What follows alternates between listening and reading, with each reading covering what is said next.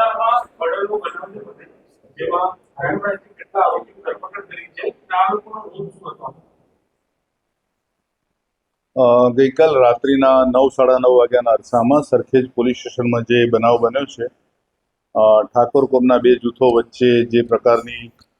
અથડામણ થઈ હતી એમાં એક વ્યક્તિનું ઈજાના કારણે મૃત્યુ થયું છે અને આ કામમાં કુલ 6 આરોપી છે ફરિયાદમાં. આ 6 આરોપી પૈકીના 2 આરોપી ક્રાઇમ બ્રાન્ચ દ્વારા એમની કાલે રાત્રે શોધીને પકડવામાં આવેલા છે અને બંને આરોપીના જે નામ જે છે, એકનું નામ છે ભરત ભુરાભાઈ ઠાકોર અને બીજા આરોપીનું નામ છે હર્ષિલ વાઘજીભાઈ ઠાકોર.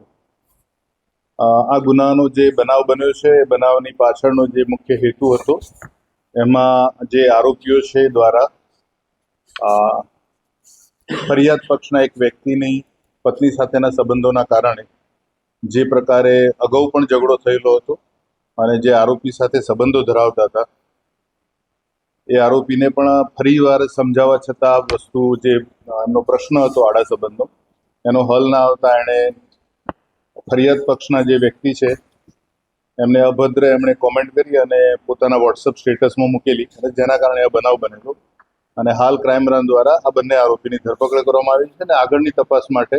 સરખેજ પોલીસને સોંપવામાં આવશે. જે પ્રકારે બનાવ બન્યો હતો એ બાદ જે રીતે આરોપી ભાગ્યા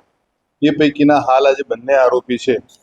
એ આરોપીઓની માહિતી મળેલી. આમ તો કુલ 6 આરોપી છે, બાકીના 4 આરોપી હાલ અમદાવાદ શહેર વિસ્તારમાં નથી, એના ઉપર પણ કામગીરી ચાલુ રહેલી છે અને આ જે બંને આરોપી છે અમારા ટેકનિકલ સર્વેલન્સના આધારે અને કેટલીક જે મોબાઈલ ફોનના લોકેશન્સ વગેરે જે પણ અત્યારે સુવિધા ઉપલબ્ધ છે એ આધારે આ બંનેને પકડવામાં આવ્યા છે. ભરત જે ઠાકોર જે પકડાયેલો છે અત્યારે સરખેજ પોલીસ સ્ટેશનમાં એના વિરુદ્ધ અગાઉ 3 જુગારના ગુના નોંધાયેલા છે અને હર્ષિલ વાઘજી વિરુદ્ધ અગાઉ મારામારીના એટલે 324-325ના અને ગયા વર્ષે એના વિરુદ્ધ ડ્રિંક એન્ડ ડ્રાઈવનો એક ગુનો નોંધાયેલો છે. એટલે બંને આરોપી હાલ જે છે એ ગુનાહિત માનસિકતા ધરાવે છે.